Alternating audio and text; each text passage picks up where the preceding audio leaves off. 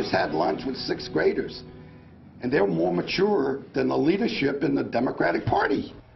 Governor LePage fired up and fed up with some of Maine's top lawmakers. He is promising to veto any bill that has a Democrat sponsor. WMTW News 8 political reporter Paul Merrill tells us how that will affect the budget battle over the next few weeks.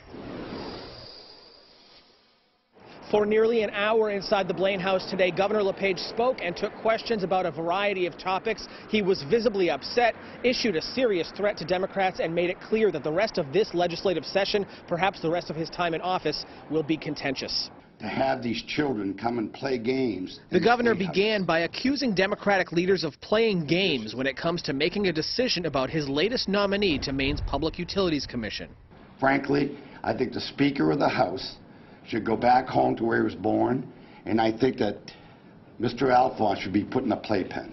Governor LePage says Democrats have killed both his budget plan and his idea to let the Maine people vote to decide the future of the state's income tax. If the Democrats are going to disenfranchise the Maine people, then the governor of Maine is going to make sure that every bill that comes down from the House and the Senate with a Democrat sponsor will be required to have a 2/3 vote, because I'm going to veto every one, and I did a bunch this morning. Everyone just saw the governor really become unglued.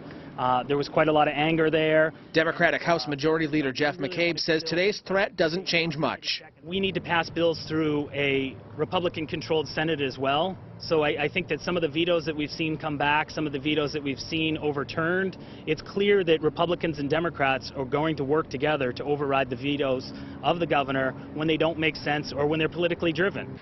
Senate Republican leaders were noticeably absent from today's Blaine House event, raising questions about just how at odds the governor and Senate President Mike Thibodeau are over the state budget. That budget is supposed to be done by mid-June.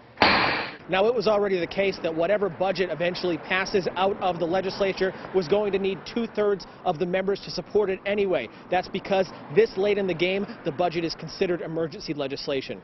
In Augusta, Paul Merrill, WMTW News 8.